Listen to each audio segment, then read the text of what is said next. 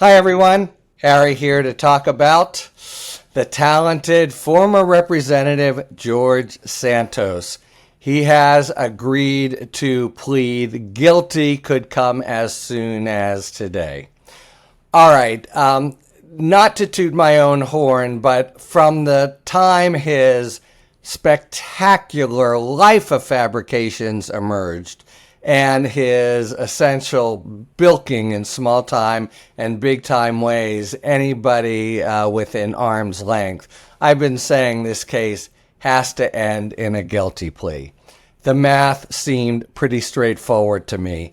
He really doesn't have, two quarters to rub together. And so much of what he did to raise money on false pretenses was done in order to further a lifestyle of sheer fraud and masquerade and being with the beautiful people. He's a really kind of sociopathic, I should say, individual. Remember how after his somewhat improbable victory in New York, even before he took office, things began to unravel for him because the New York Times published an expose where he had completely fabricated his resume. His defense was he had embellished it, and he's sorry, and he'll try to be more careful. But we're talking about whopper after whopper after whopper. He went to Baruch College and was on the volleyball team, but he never did anything of the sort. He worked for Goldman Sachs, but never did anything of the sort. Made up positions and the like. As people dug deeper, it turned out that his history of fraud extended even to small-time grifting down in South America, stolen checks and the like. So it seemed likely, and it turned out to be the case, that every new revelation dug him deeper and deeper and deeper.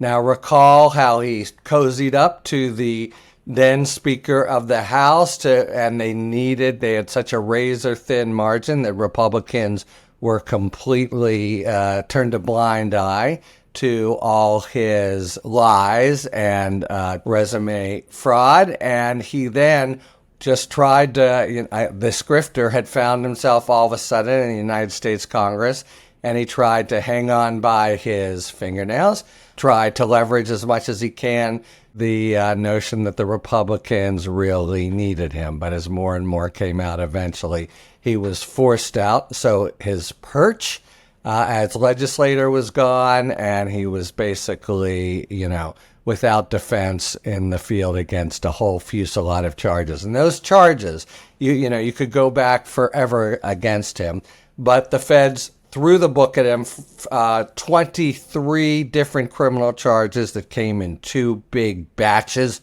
all during which he continued to be defiant, protest his innocence, compare himself to, great victims past, and say it would all work out. But it became clear when you looked at these charges, he was completely faking it, and most importantly, he didn't have a penny. So what the charges that he's going down for have to do with his actual conduct as a candidate and as a congressman. So although his fabricated resume was going to come in as being part and parcel of the whole crimes, which it was, he was in a hole already, and he kept digging deeper and deeper and deeper. But the treatment that first got him censured by the ethics committee and then the subject of crimes, there were 5 separate criminal schemes, and these are just him as a completely dishonest candidate. So he misled campaign donors.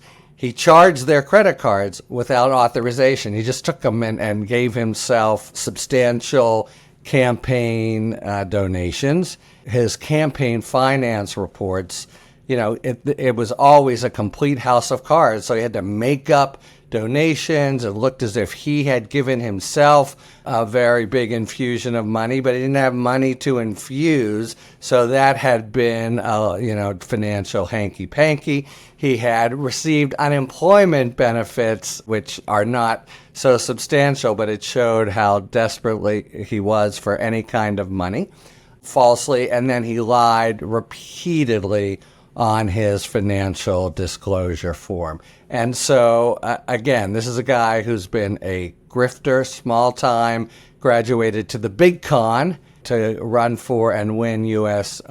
Congress. But this was specifically for his completely fraudulent conduct as a candidate, and even continuing into his tenure as a sitting representative from New York. So, this has been all of 2 years.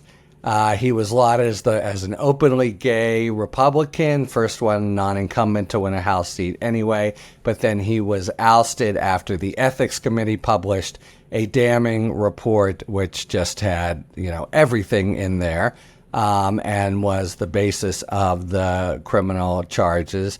And then the feds brought one and then the other, as I say, and we were set to go to trial in about 3 weeks.